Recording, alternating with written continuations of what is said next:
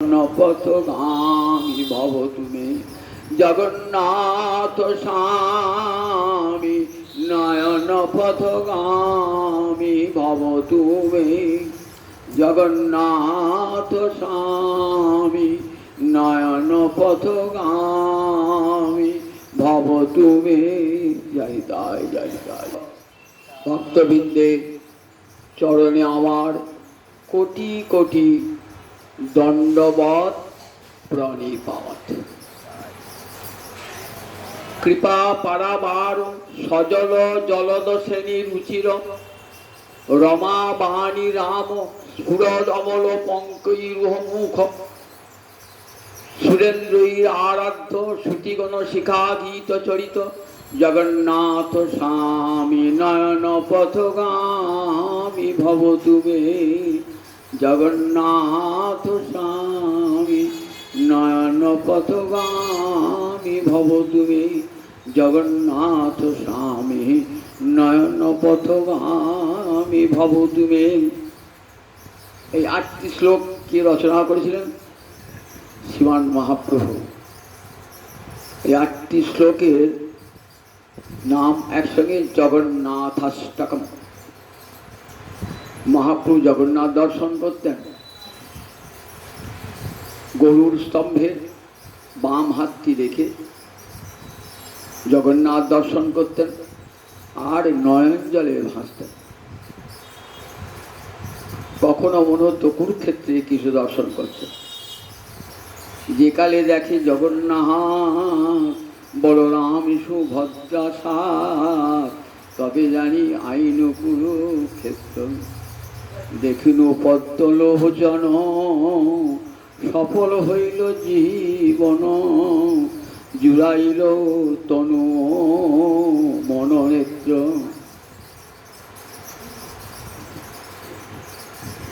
বলরাম আর সুভদ্রার সাথে যখন দেখতেন না, তখন ভাবতেন কুরুক্ষেত্রে দর্শন হচ্ছে। বলরাম বৃন্দাবনে ছিলেন, কিন্তু সুভদ্রা তখন বৃন্দাবনে যাননি, কিন্তু দ্বারকার পরিকর। যখন দেখতেন সুভদ্রা পাশে রয়েছে, তখন কি ভাবতেন? তবে জানি আইন কুরুক্ষেত্র। কুরুক্ষেত্রে মিলনের কথা বলেছে আপনাদের। কুরুক্ষেত্রে শ্রীমদ্ ভাগবতের কুরুক্ষেত্রে রাধা গোবিন্দের মিলনের কথা আছে। তখন রাধানি অন্তরে বড় কষ্ট হতো।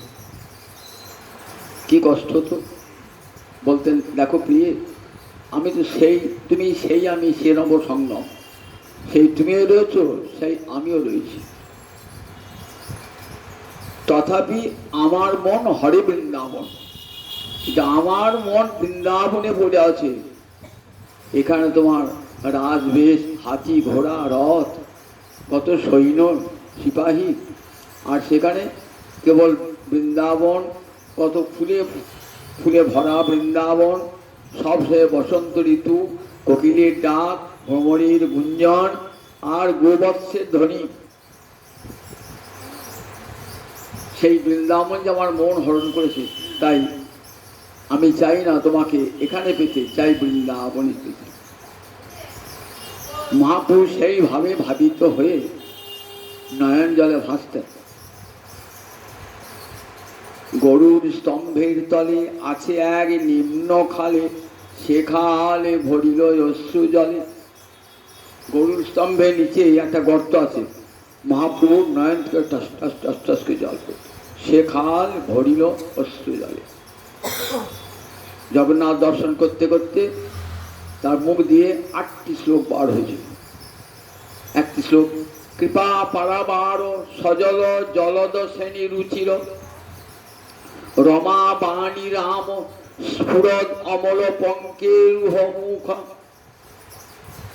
সুরেন্দ্রীর আরাধ্য শ্রুতিগণ শিখা গীত চরিত, জগন্নাথ স্বামী নয়ন পথগামী ভব তুমি। কৃপা পারাবার, পারাবার মানে সমুদ্র। হে জগন্নাথ, তুমি তো জগতের না, তুমি কৃপার সমুদ্র। তুমি সকলকে কৃপা করো, তাই তোমার একটা নামও পথিক পাবন। যাদের জগন্নাথ দর্শনের অধিকার নাই, তাদের জন্য ভগবান জগন্নাথ পতিত পাবন মূর্তি ধারণ করে মন্দিরের সামনেই রয়েছে। কেন অধিকার নাই? বিধর্মী যারা, তাদের জগন্নাথ ওই দেশের নিয়ম অনুযায়ী তারা বিধর্মীকে জগন্নাথ মন্দিরে ঢুকতে দেন না। তা শালবেগ বলে এক মুসলমান, জননী হিন্দু, লালবেগ নামে এক পাঠান তার মাকে জোরপূর্বক তুলে নিয়ে যায়। তারই গর্ভে জন্মায় এই শালবেগ। যুদ্ধ করতে গিয়ে যুদ্ধক্ষেত্রে ক্ষতবিক্ষত হয়ে যায়, প্রায় মুমূর্ষু অবস্থা। তখন মা প্রতিদিন জগন্নাথকে ডাকতেন, হে জগন্নাথ, তুমি আমার সন্তানকে সুস্থ করে দাও। মায়ের এই প্রার্থনায় জগন্নাথ সাড়া দিলেন, ছেলে সুস্থ হয়ে উঠল। কত জগন্নাথের কাহিনী ছেলেকে শোনাতেন, মুসলমানের ঘরে থেকে শোনাতেন। শুনতে শুনতে শালবেগের অন্তরে জগন্নাথের প্রতি ভালোবাসা। মা, আমি জগন্নাথ দেখতে পাবো না? বলে দেখ রে, আমি হিন্দু হলো, তোর পিতা তো মুসলমান, কাজে জগন্নাথ মন্দিরে তোর তো প্রবেশের অধিকার নাই, তুই জগন্নাথ মন্দিরে প্রবেশ করতে পারবি না। আমার যে বড় ইচ্ছা মা, জগন্নাথকে দর্শন করতে।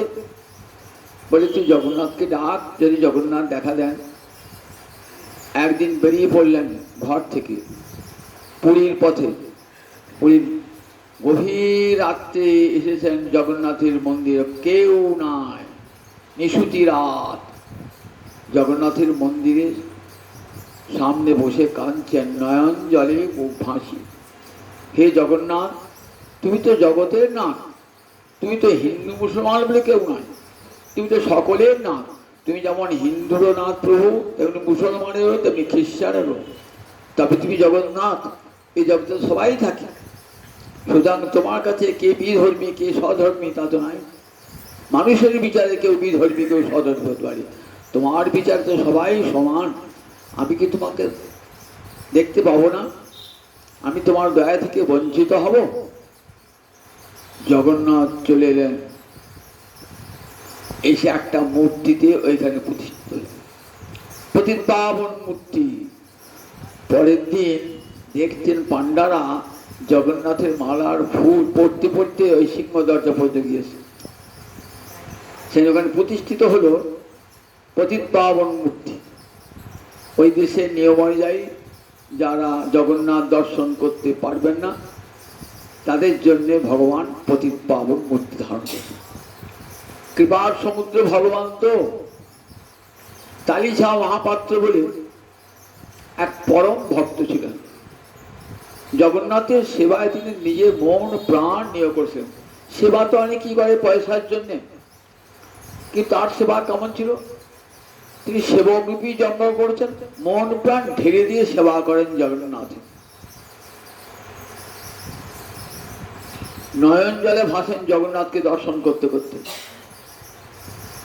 তার কাজ ছিল, যখন রাজা আসবেন তখন প্রাতকালে যে সিঙ্গার হবে, নূতন মালা জগন্নাথের গলায় পরানো হবে, সেই মালা, প্রসাদী মালা রাজাকে দিতে হবে। এটাই ছিল তার প্রতিদিনের কাজ। একদিন রাজা চলে এসেছেন, একবারে মঙ্গল আরতির পরে রাজা চলে এসেছেন, কিন্তু মালা তখনও আসে না। ভাবছেন, এই যা, এখনো তো মালা এলো না, তাহলে তো আমাকে নিশ্চয়ই কারাগারে রাজা পুরবে। রাজা যদি প্রসাদী মালা না পান তাহলে আমাকে তো জেলে পুরবে। রাজদণ্ডের ভয়ে কি করলেন? রাজাকে জানতে দিলেন না, নিজের গলার মালাটা জগন্নাথের গলায় পরিয়েছে, পরিয়ে দিয়ে সেই মালাটা জগন্নাথের গলা থেকে খুলে রাজাকে দিলেন। রাজা নিয়ে গেছেন, গিয়ে দেখছেন মালার সঙ্গে একটা মাথার চুল। বলছি জগন্নাথের মাথায় তো চুল নাই, তাহলে জগন্নাথের মাথায় চুল এলো কেমন করে? তাহলে যা মহাপাত্রকে ডেকেছেন, আচ্ছা তুমি আমার সঙ্গে এমন বঞ্চনা করলে, আমার ভৃত্য হয়ে, আমার বেতন ভোগ কর্মচারী হয়ে তুমি আমাকে তোমার গলার পরা মালা আমাকে দিয়ে? না না বহুদিন, সত্যি রাজা মহারাজ দিলেন। তাই চুলটা করতে গেলে ওটা জগন্নাথের চুল।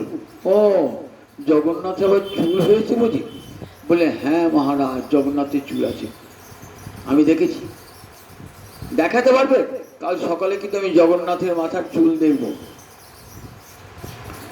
যদি দেখতে না পাই কেমন দণ্ড হবে জানো তো? তোমাকে চিরকালের মতো কারাগারে পুড়ে দেবো, ওই কারাগারে পচে মরতে হবে তোমাকে। চিন্তায় পড়ে গেলেন, জগন্নাথের সত্য মাথায় চুল নাই। অনেক রাতে বাড়ি গেলেন, কিছু খাওয়া দাওয়া করলেন না, ছটফট ছটফট করছেন। সকালে উঠেই তো আমার মৃত্যুদণ্ড হবে, আমাকে জেলে ভুলবে, না মৃত্যুদণ্ড দেবে। নিকটে একটা বিষের কুটুরি, একটা পাত্রে করে বিষ রেখে দিয়েছেন, যে রাজার রাজদণ্ড লাভের পূর্বে আমি বিষ খেয়ে মরব। সারা রাত্রি নিতে যান নাই। হে জগন্নাথ, আমাকে তুমি রক্ষা করবে না? তুমি জগন্নাথ, তুমি তো গীতায় বলেছ নমে ভক্ত পুনঃসতি কোনতে প্রতিজানিহি নমে ভক্ত পুনঃসতি। তোমার গীতা বাক্য কি মিথ্যা হবে? আমি তো শুধু রাজ ভয়ে আমার গলার মালাটা তোমাকে পরিয়ে দিয়েছিলাম, আমি দেখি না এই চুল গিয়েছে। এটা আমার অপরাধ কোথায়? যদি অপরাধ হয়ে থাকে ক্ষমা করো, আমাকে রক্ষা করো। যদি না রক্ষা করো তাহলে তোমার সামনেই আমি বিষ খেয়ে প্রাণ পরিত্যাগ করবো। অনেক রাত্রি হয়ে গেছে, ঘুম আসে না, তখন স্বপ্ন এসেছে, চোখটা ঢুলু ঢুলু, তখন দেখছেন স্বয়ং জগন্নাথ এসেছে। দেখ, গীতা বাক্য কখনো মিথ্যা হয় না। গীতা বাক্যে আমি বলেছি কৌন্তেয় প্রতিজানিহি নমে ভক্ত পুনঃসতি, আমার ভক্তের বিনাশ নাই, বিনাশ নাই, বিনাশ নাই। ভয় কি? কাল সকাল উঠে দেখবি আমার মাথার চুল আছে। সকালবাদী রাজা চলে এসছেন, ঘর খুলে আগে দেখছেন তালিশা, দেখছে সত্যিই জগন্নাথের মাথায় চুল। অবাক হয়ে গেলেন। ভক্তবাঞ্ছা কল্পতরু, কাল সারা রাত জগন্নাথের প্রার্থনা আমার বিফল হয় না। রাজা দেখো জগন্নাথের মাথায় চুল আছে কিনা। জগন্নাথের মাথায় চুল দেখে রাজার সন্দেহ হয়েছে। ও তুমি রাতে চুল লাগিয়ে দিয়েছো, আটা দিয়ে মোম দিয়ে চুল লাগিয়ে দিয়েছো, জগন্নাথের সত্যি করে চুল নাই। রাজা পরীক্ষা করে দেখুন, রাজা এক গোছা চুল জগন্নাথের মাথা থেকে টেনে যে তুলেছে না, ঝরঝর করে রক্ত বার হচ্ছে। রাজা তো অবাক হয়ে গেলেন, এই জগন্নাথের মাথায় চুল নাই, সত্যি তো জগন্নাথের চুল, রক্ত বেরিয়ে না কেমন করে? মাথার চুল ছিল, মাথা থেকে রক্ত বেরিয়েছে, এমনিতে লাগানো চুল তো এমনি চলে আসতো। তখন রাজা হাফ করে কাঁদছে। তখন সে তালিশার কাছে চরণ করে বলছেন, আমি মহা অপরাধ করলাম, আমি মহা অপরাধ করেছি, তুমি আমার অপরাধ ক্ষমা করো, আমি তোমার চরণে দণ্ডবৎ প্রণাম জানাই। তুমি জগন্নাথের কাছে জানাও আমি মহা অপরাধী। রাজা সেই থেকে তালিশা মহাপাত্রকে এত ভক্তি করতেন।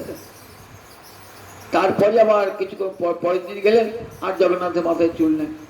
তাহলে ভক্তের জন্য ভগবান কি না করেন দেখুন।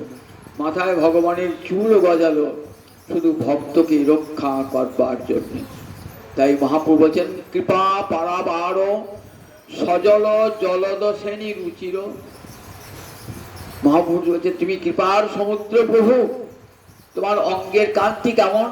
সজল জল, জলধর মেঘ, সজল মানে জল ভরা মেঘ, জল ভরা মেঘের যেমন রং হয় কালো, সেই রকম তোমার অঙ্গের কান্তি। সজল জলদোষিনী রুচির রমা বাণী রাম। রমা মানে লক্ষ্মী, বাণী মানে সরস্বতী, আর রাম মানে যিনি আনন্দ দান করেন। রময়তী ইতি রাম, ভগবান একটা নাম সুজিরে রাম। রময়তী ইতি রাম অর্থাৎ লক্ষ্মীকে যিনি আনন্দ দান করেন, সরস্বতীকে যিনি আনন্দ দান করেন, যিনি লক্ষ্মী এবং সরস্বতীর বল্লভ গোবিন্দ। রমা বাণী রাম স্ফুরত অমল পঙ্কেরুহ মুখ। পঙ্কেরুহ মানে পাক ভেদ করে ওঠে পদ্মফুল। স্ফুরত মানে প্রস্ফুটিত, অমল মানে নির্মল।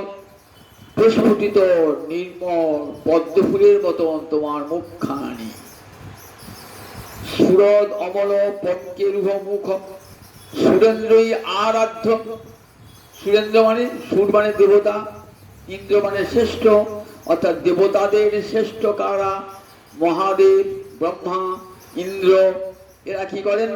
এরা তোমাকে অর্চনা করছে নিরন্তর। সুরেন্দ্রই আরাধ্য, এদের তুমি আরাধ্য। কার? মহাদেবের আরাধ্য তুমি, ব্রহ্মার আরাধ্য তুমি, দেবরাজ ইন্দ্রের আরাধ্য তুমি। রমা শম্ভু ব্রহ্মা মরুপতি গণেশার্চিত পদ। গীতায় বলেছে ইয়ং ব্রহ্মা বরুণেন্দ্র রুদ্র মরুদ্র স্তুন্নন্তি দিব্যৈ স্তবৈ। ব্রহ্মা ইন্দ্র রুদ্র 50 বায়ু সব ভগবান শ্রীহরিকে স্তব করছে, স্তুন্নন্তি দিব্যৈ স্তবৈ। তাই সুরেন্দ্রের আরাধ্য। শ্রুতিগণ শিখা গীত চরিত। শ্রুতি মানে বেদ, শ্রুতিগণ মানে সমস্ত বেদের, শিখা মানে মস্তক স্বরূপ। সমস্ত বেদের মস্তক হল উপনিষদ বেদান্ত। শ্রুতিগণ শিখা গীত চরিত্র, সেই বেদান্ত তোমার মহিমা গান করেছেন, কীর্তন করেছেন। সমস্ত উপনিষদ তোমার মহিমা কীর্তন করেছেন। শ্রুতিগণ শিখা গীত চরিত্র। জগন্নাথ স্বামী নয়ন পথগামী ভব তুমি। এমনি করে মহাপ্রভু জগন্নাথ দর্শন করতেন। জগন্নাথের স্নান যাত্রার পর 15টি দিন অনবসর কাল। অনবসর মানে আজ জগন্নাথ দর্শন হবে না। ওখানকার যারা সেবক তারা কি বলেন? জগন্নাথের জ্বর হয়েছে, জগন্নাথকে পাচন খাওয়ায়। জগন্নাথের জ্বর নয়, লক্ষ্মীর সঙ্গে সলা পরামর্শ হয়। লক্ষ্মী বলে বৃন্দাবন যেতে পারবে না। আর বলে একবার বৃন্দাবন ঘুরে আসি আমি, একবার অনুমতি দাও। বলে না, তুমি বৃন্দাবনে গেলে আর আসবে না। দাদা বলরাম যাবে সঙ্গে। তা বলে দাদা আলা ভোলা মানুষ, ও দেখো তো, ওকে সঙ্গে নিয়ে গেলে হবে না। তাহলে কাকে নিয়ে গেলে তুমি শিখে যাবো, ফিরে আসবো আমি? সুভদ্রাকে যদি নিয়ে যাই? বলে হ্যাঁ, সুভদ্রাকে নিয়ে যাও। সুভদ্রাকে সঙ্গে নিয়ে বলরাম সুভদ্রাকে সঙ্গে নিয়ে কোথায় আসবেন? দ্বারকা থেকে বৃন্দাবনে। রথের তাৎপর্য দ্বারকা থেকে বৃন্দাবনে আসুন। দ্বারকা হলো ঐশ্বর্যের ভূমি, বৃন্দাবন হলো মাধুর্যের ভূমি। ঐশ্বর্যের ভূমি থেকে গোবিন্দ আসবেন মাধুর্যের ভূমি। বৃন্দাবনের জন্য তার মন সব সয়ে পড়ে আছে।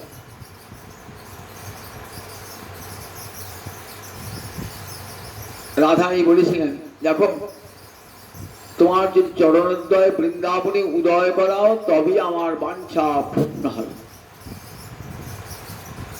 বুঝে পড়ে চলো। তাই সে রাধারানী কথা দিয়েছিলেন, রাধারানী আমি কংসের যত দুষ্ট পক্ষ আছে সব ক্ষয় করে দিন 2-4 মধ্যে আবার বৃন্দাবনে ফিরে যাব। তাই রাধারানী ভাবছেন কৃষ্ণ তো আসবেন, সেই ভাবটাই আমার মহাপ্রভুর অন্তরে। কৃষ্ণ আসবেন, কৃষ্ণ যখন আসবেন তখন তো কুঞ্জ সাজাতে হবে। বর্জিলায় কি রেখেছি, কখন কোন কুঞ্জে মিলন হবে সখীরা ইঙ্গিত দিতেন। রাধাকুণ্ডে মিলন হবে, না বিশাখার কুঞ্জে মিলন হবে, না কেশর কুঞ্জে মিলন হবে, না সংকেত কুঞ্জে মিলন হবে, সখীরা ইঙ্গিত করতেন। কেউ জানতে পারত না। সখীরা এমন ইঙ্গিত করতেন ঠিক কোনখানে রাধা গোবিন্দের মিলন হবে। ওখানে কেশর কুঞ্জে মিলন হবে তো মাথায় চুল দেখিয়ে দিতেন কেশর কুঞ্জে মিলন হবে। সেখানে কি কি করতেন? রাধারানী কুঞ্জ সাজিয়ে রাখতেন। গোবিন্দ আসবেন বলে কুঞ্জ সাজিয়ে রাখতেন। আমি বধুর লাগিয়া সেজ বিছাইন, আমি বধুর লাগিয়া সেজ বিছাইন, গাঁথিন ফুলের মালা, আমি তাম্বুল সাজানো দীপ উজারণ, মন্দির হইল আলা। রাধারানীকে কুঞ্জ সাজাতেন। তা কুঞ্জ সাজাতে হবে তো, কোনটা কুঞ্জ? গুন্ডিচার মন্দির হলো কুঞ্জ। গুন্ডিচার মন্দির। গুন্ডিচা কে ছিলেন? গুন্ডিচা ছিলেন মহারাজ ইন্দ্রদ্যুম্নের এক মহিষী, তার নাম ছিল গুন্ডিচা। ঠিক যশোদা মায়ের মতো ভালোবাসতেন জগন্নাথকে। মা যশোদা যেমন গোপালকে ভালোবাসতেন, তিনি মায়ের ভালোবাসেন। তাই গুন্ডিচা মন্দির মানে বৃন্দাবন, যশোদা মায়ের বাড়ি তো বৃন্দাবন। বৃন্দাবনে যাবেন, বৃন্দাবনে আসবেন তো রথের দিন বৃন্দাবনে আসবেন, আগের দিন গুন্ডিচায় গিয়ে গুন্ডিচা মন্দির মার্জন করবেন, কুঞ্জ সাজাবেন। ভগবানের সেবা করতে গেলে গুরুর আজ্ঞা নিতে হয়, এটা শাস্ত্রের নির্দেশ। সর্বাগ্রে যখন গোবিন্দ সেবা করবেন কি করতে হয়? আগে গুরুদেবের কাছে, হে গুরুদেব আজ্ঞা করো, তবে গোবিন্দের সেবা করবো। তা কার আজ্ঞা নেবেন? আজ্ঞা নিচ্ছেন কাশী মিশ্রের আজ্ঞা নিচ্ছেন। পরীক্ষা যারা সেবক মহাপ্রভু গুরু জ্ঞানে বলছেন আমার অন্তরে ইচ্ছা আমি নিজে ওই গুন্ডিচা মন্দির মার্জনা করব। পরীক্ষা সেবক বলছে প্রভু এ হীন কাজ, এ তোমার কাজ না প্রভু, ও তো আমরাই করি। বলে আমার অন্তরে ইচ্ছা জাগ্রত হয়েছে, আমার প্রাণনাথের জন্য আমি কুঞ্জ সাজাবো, আমাকে তোমরা অনুমতি দাও। বলেন তুমি স্বতন্ত্র ভগবান, তোমাকে নিষেধ করবার শক্তি কার?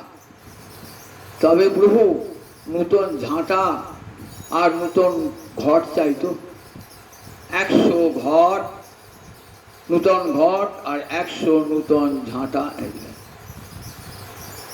মহাপুরুষ সব পার্শ্বদগণকে সঙ্গে নিয়ে গৌড় থেকে সব গেছে, যত যত কুলিন গ্রাম শ্রীকণ্ড থেকে যত নদিয়া থেকে বহু সব ভক্তবৃন্দ গিয়েছেন, উদ্ধার ত্রিবেণী, উদ্ধার দত্ত, একবারে লক্ষ লক্ষ ভক্তকে হাজির মহাপ্রভু পরিকর গিয়ে হাজির হয়েছেন। তাদের সকলকে নিয়ে মহাপ্রভু যাবেন কুঞ্জ সাজাতে। দুটি প্রাণের সখী আছে, রাধা যেমন ললিতার বিশাখা, তেমন মহাপ্রভু কে বলতে গেলেন সর্বদামোদর আর রায় রামানন্দ। মনে থাকবে সর্বদামোদর আর রায় রামানন্দ। সর্বদামোদর হলেন ললিতা সখী, রায় রামানন্দ বিশাখা সখী। এরা রাধারানীর সখী ছিলেন তো গৌরলীলায় পুরুষ দেহ ধারণ করেছেন, ব্রজলীলায় নারী দেহ আর পুরুষ, আর গৌরলীলায় পুরুষ দেহ। আমি মরিয়া হইব শ্রীনন্দের নন্দন তোমারে করিব রাধা। গৌরহরি পুরুষ দেহ থাকলো, ভাবটি তো রাধা রানী, আমি মরিয়া হইব শ্রীনন্দের নন্দন তোমারে করিব রাধা। রাধারানীর ভাবকান্তি অঙ্গীকার করে কৃষ্ণচন্দ্র গৌর হয়েছেন। রাধারানীর অন্তরের ভাব আর রাধারানীর অঙ্গের কান্তি, কৃষ্ণের অঙ্গকান্তি কেমন কারো তো, আর গৌরের রং কেমন? ওরা কাঁচা সোনার মতো। এই কাঁচা সোনার রং কার ছিল? রাধারানী কাঁচা সোনার রং। তপ্ত কাঞ্চন গৌরাঙ্গী রাধে বৃন্দাবনেশ্বরী বিশ্বভানু সুদে দেবী তাং নমামি হরিপ্রিয়ে। সোনা গলালে যেমন রং হয়, আমার রাধারানীর অঙ্গের রং সেরকম। তা সেই রংটা পেলেন কোথাও হতো?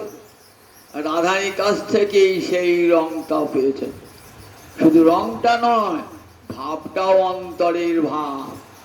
রাধারানী অন্তরে ভাব, কেমন করে কৃষ্ণ সেবা করব, কৃষ্ণকে কেমন করে সুখী করব। মরে যদি দিলে দুঃখ তার হয় মহাসুখ, সেই দুঃখ মোহন সুখ বর্জন। দেখেছেন কেমন রাধারানী অন্তরে ভাব? আমাকে শত দুঃখ দেখ গোবিন্দ, তাতে আমার কোনো দুঃখ নাই। তাদের গোবিন্দ, আমি যদি জানি আমাকে দুঃখ দিয়ে গোবিন্দ সুখ পাচ্ছে, তাহলে সেই দুঃখটা আমার কাছে সুখশ্রেষ্ঠ। জগতে কোনো নারীর কথা বলতে পারে? জগতে কোনো নারী তার স্বামী তাকে লাঞ্ছনা বঞ্চনা দিচ্ছে, বলতে পারে যে আমাকে লাঞ্ছনা দিয়ে তুমি সুখী হয়েছো, আমি তো আবার সেটাই সুখ। দেখুন দেখি, তাই রাধারানীর মধ্যে কেমন ভালোবাসা, কেমন দেখেছেন রাধারানী। মরে যদি দিলে দুঃখ তার হয় মহাসুখ, সেই দুঃখ মোর সুখ বর্জ্য। আমার নিজের সুখ চাই না, সর্বতোভাবে আমি তোমার সুখ চাই। তাই রাধারানীর প্রেম কত উঁচুটা একবার চিন্তা করুন দেখি। ব্রহ্মাদি দেবগণ এই প্রেমের নাগাল পান না। উদ্ধব বলেছেন, দেবী তোমরা জগৎ পূজা, জগতে যত সাধু গুরু বৈষ্ণব ঋষি সন্ন্যাসী যা বাসবে, তোমাদের চরণ ধুলি একটি কণিকা চাইবে, যাতে ওই রকম করে কৃষ্ণ ভালোবাসতে পারি, কণিকা চাইবে। কত উচিত আমার রাধারানী প্রেম মহাভাবময়, কত উঁচুতে এসে নাগাল। ব্রহ্মাদি দেবগণ সে রাধারানীর প্রেমের নাগাল পায় না। সেই ভাবখানি আমার মহাপ্রভু নিয়ে এসেছেন, নিজে কৃষ্ণ হয়ে নিয়েছেন। কৈছন রাধা প্রেমা, কৈছন মধুরিমা, কৈছন সুখে তিহ ভোর। এই তিন বাঞ্ছা বৃন্দাবনে পূর্ণ হয় নাই তো, সেই বাঞ্ছা পূর্ণ করবার জন্যে।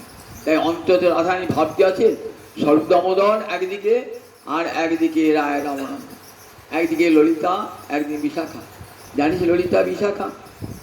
কাল আমি নিশা শেষে দেখিনু স্বপন, কাল আসবে আমার ব্রজের প্রাণধন।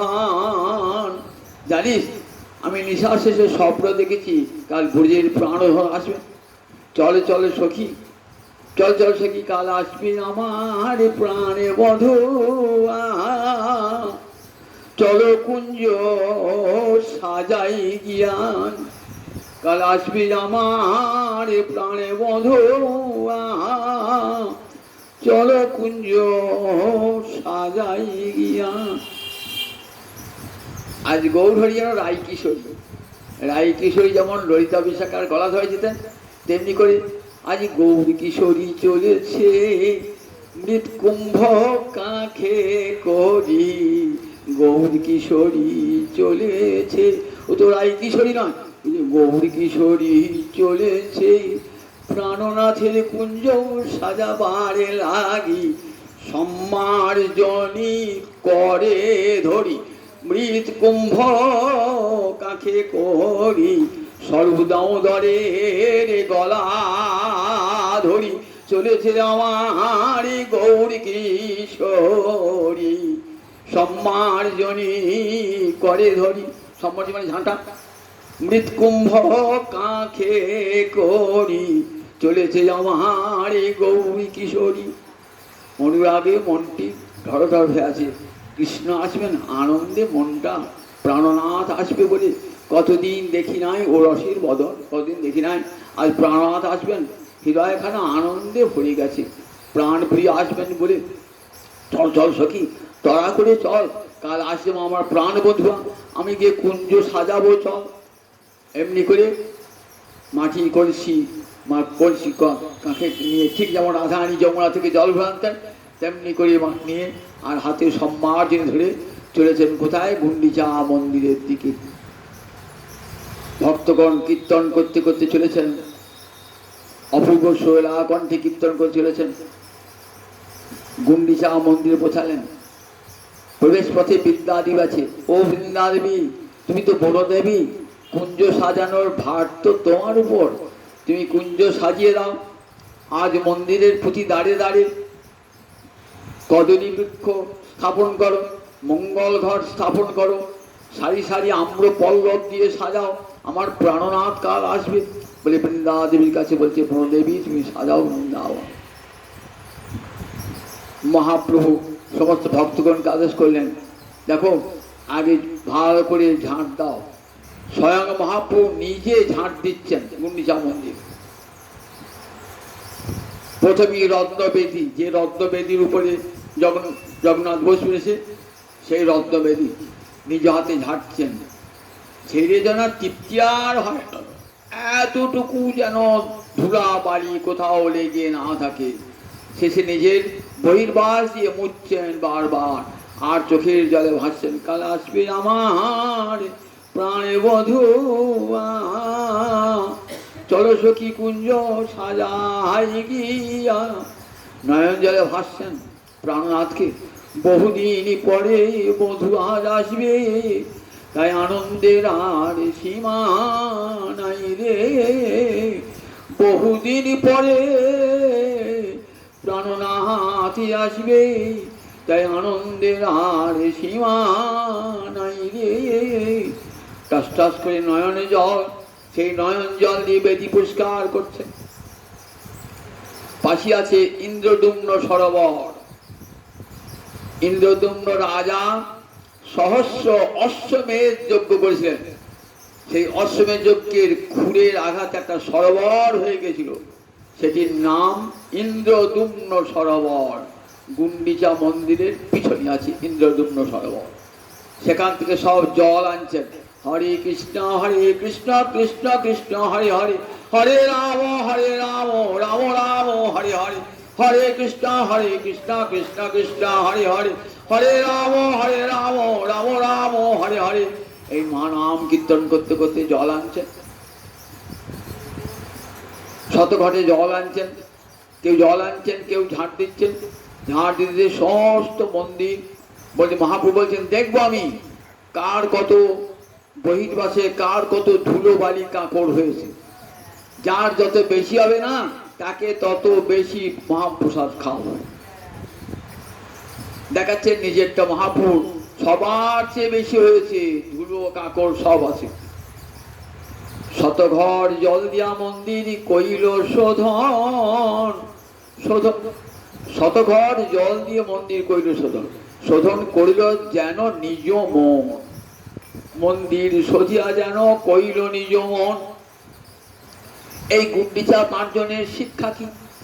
মহাপ্রভু দেখাচ্ছেন যে দেখো, মনে যদি ধুলো বালি কাঁকড় থাকে, তাহলে সেখানে জগন্নাথের অধিষ্ঠান কোনোদিনই হবে না। এই ধুলো বালি কাঁকড়টা কি? অন্যাভিলাষিতা শূন্যং জ্ঞান কর্মাদ্যনাবৃতম আনুকূল্যেন কৃষ্ণানুশীলনং সা ভক্তির উত্তমামতা।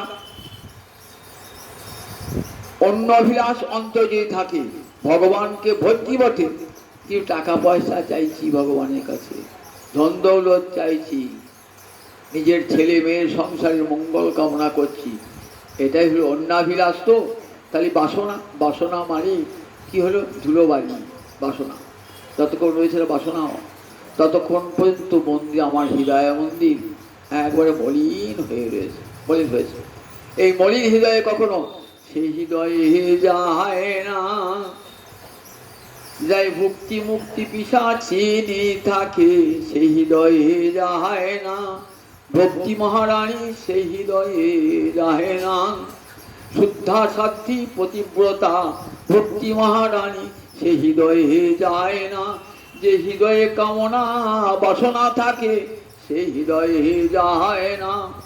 ভক্তি মহারানী বলে, তোর এখন হৃদয় বাসনায় ভর্তি, কামনায় ভর্তি, ও হৃদয়ে আমি যাব কেমন করে? দেখ, ওরা বাসনা মানে চণ্ডালিনী। কোনো বাড়িতে চণ্ডালিনী নৃত্য করে, তাহলে পতিব্রতা রমণী সে বাড়ি যায়। ভক্তি মহারানী পতিব্রতা, 1 লক্ষ গোবিন্দ চরণারবিন্দ, সেখান থেকে তার এর মন কোথাও যাবে না।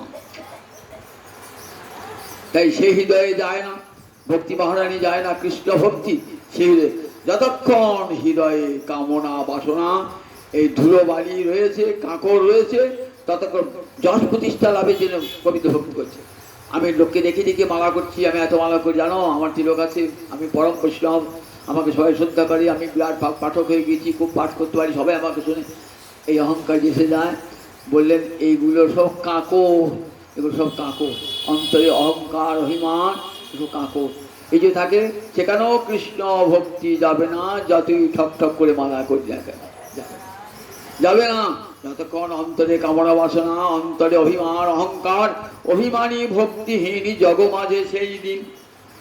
আমি উঁচু জাতি, আমার কৃষ্ণ ভক্তিতে সর্বাগ্র অধিকার, আমি মন্দিরে যোগ প্রবেশ করতে পারি, এইসব অহংকার যদি অন্তরে থাকে, গোবিন্দ বলে আমি সেই হৃদয়ে যাই না। দর্পীর হৃদয়ে আমি কখনো যাই না। যে দর্পী অহংকারী, সে হৃদয়ে কোনোদিন গোবিন্দ যান না। অভিমান শূন্য হতে হবে নিতাই চাঁদের মতো। অভিমান শূন্য চায় আমার নগরে বেড়ায়।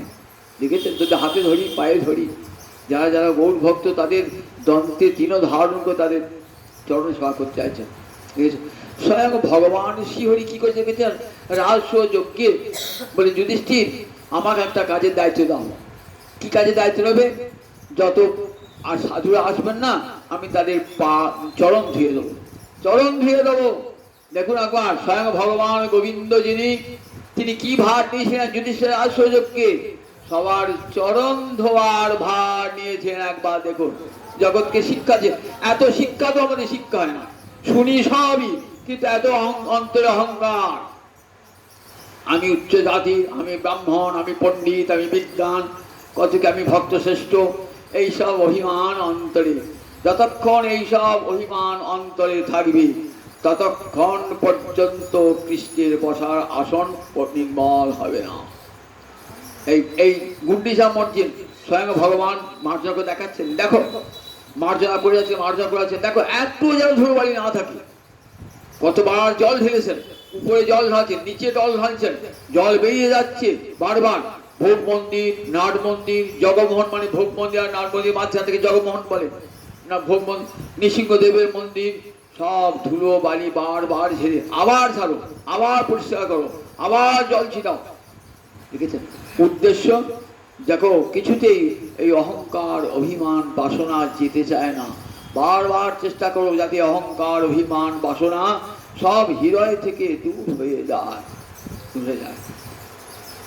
জল ঢালতে ঢালতে আবার একটি ভক্ত করেছে কি, গৌরদেশের ভক্ত মহাপ্রভুর চরণে জল ঢেলতেছে।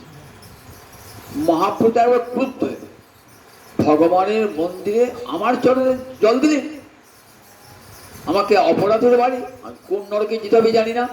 স্বরূপ দামোদর, দেখো স্বরূপ দামোদর, দেখো তোমার ভক্ত আমাকে কি করলো, দেখো আমার পায়ে জল দিল। স্বরূপ দামোদর ঘাট ধরে বার করে দিলেন। স্বরূপ দামোদর খুব খুশি হয়েছেন অন্তরে যে মহাপ্রভু স্বয়ং ভক্ত, তুমি তো জগন্নাথ শাসনে বসবে, তোমার চরণে জল দিয়েছে ঠিক করেছে। কিন্তু বলছেন না মহাপ্রভু ভক্ত ভাব, কখনো বলেন নাই ভগবান, কখনো বলেন নাই ভগবান আমি ভক্ত, আমি কৃষ্ণ ভক্ত, কখনো বলতেন না। কিসার সন্ন্যাসী মোহর কৃষ্ণ প্রেম প্রয়োজন, কৃষ্ণ প্রেমই ছিল তার। এমন দীক্ষা দাও যেন কৃষ্ণ দাস হই। কেশবার্তি কি বলছেন, আমাকে এমন দীক্ষা দাও যে আমি সত্যিকারে কৃষ্ণ দাস হতে পারি। কখনো বলেন নাই মহাপ্রভু আমি ভগবান। নিজে আচরণ ভক্ত হবে আচরণ করে জগৎকে শিক্ষা দিয়েছেন। এমনি করে ভক্তি অঙ্গ যাজন। এখন দেখাচ্ছেন ভগবানের মন্দিরে যতই মহাত্মা হোক না কেন, ভগবানের মন্দিরে কাউকে প্রণাম করো না, ভগবানের মন্দিরে কাউকে জল দিও না। ভগবানের মন্দিরে জল দিয়েছে, পরমানন্দে গুন্ডিচা মার্জন হচ্ছে। আর অদ্বৈত প্রভুর একটি ছোট ছেলে গোপাল, গোপালকে মহাপ্রভু যে নৃত্য কর হরে কৃষ্ণ করতে করতে গোপাল নৃত্য করতে করতে মূর্ছিত হয়ে পড়েছে, শ্বাস প্রশ্বাস হয়েছে না, শ্বাস। অদ্বৈত প্রভু ছুটিকে নৃসিংহ মন্ত্র পড়ছেন, তথাপি জ্ঞান আসছে না। অদ্বৈত চোখে জল। সীতানাথ তোমার চোখে জল কেন, চোখে জল কেন? তোমার ছেলের মৃত্যু হয় নাই দেখবে? এই বলে মুখে হাত দিয়ে হরে কৃষ্ণ কৃষ্ণ কৃষ্ণ হরে হরে, হরে রাম রাম রাম হরে হরে। প্রেমে অচেতন হয়ে গেছে, সঙ্গে সঙ্গে গোপাল নাচতে আরম্ভ করলেন। গোপাল এমনি করে জগন্নাথ গুন্ডিচা মন্দির, ভোগ মন্দির, নাট মন্দির, জগমোহন নৃসিংহদেবের মন্দির সব শতঘর জলের সম্মার্জনী দ্বীপ সব পরিষ্কার করলেন। এবার চলো জলকেলি হবে কোথায়? ইন্দ্রদুম্ন সরোবরে। ইন্দ্রদুম্ন সরোবরের জলটা কেমন? ঠিক যমুনার জলের মতো। রাধারানী যেমন যমুনার জল দেখে কি বলছেন, জল আনতে গিয়ে যমুনার কালো জল দেখে আমার কালা পড়ে গেল মনে, কালো জল আনতে গিয়ে কালা পড়ে গেল মনে। ঠিক ইন্দ্রদুম্ন সরোবরের জলটি দেখে যমুনার জল, তখন আমার মহাপ্রভুর অন্তরে কৃষ্ণ স্মৃতি এসে গেল। তখন মহাপ্রভু সমস্ত ভক্তগণকে নিয়ে ইন্দ্রদুম্ন সরোবরে জলক্রীড়া আরম্ভ করলেন। রাসের শেষে জলক্রীড়া হতো তো যমুনা, সেরকম সব জলক্রীড়া হচ্ছে। জলক্রীড়া হওয়ার পর আইটোটা বাগান, ওইখানে পাশে একটা বাগান আছে, আইটোটা, টোটা মানে বাগান, আই মানে মা, মায়ের বাগান, তাই আইটোটা বাগান, মা গুন্ডিচার বাগান বলে নাম ছিল আইটোটার বাগান। সেখানে সব ভক্তরা সারি সারি বসে গেল। এইবার প্রসাদ আসবে কোথা হতে? বাণীনাথ পট্টনায়ক, কাশী মিশ্র, মহাপুরুষ পরিকরেরা প্রসাদ পাঠাচ্ছেন। কত প্রসাদ পাঠাচ্ছেন! 500 লোক ভক্ত খাবে সেখানে, প্রসাদ বিলি করছেন। মহাপুর কি উল্লাস! এত প্রসাদ মহাপুর নিজ হাতে পরিবেশন করতে বলেন, স্বরূপ বলে তোমাকে পরিবেশন করতে হবে না প্রভু, তুমি বসো। তুমি না বসলে কেউ কোনো ভক্ত বসবে না। মহাপুর সবার সঙ্গে বসলেন, হরি হরি বলতে বলতে সবাই প্রসাদ ভোজন করছেন। হরে কৃষ্ণ কৃষ্ণ কৃষ্ণ হরে হরে, হরে রাম রাম রাম হরে হরে।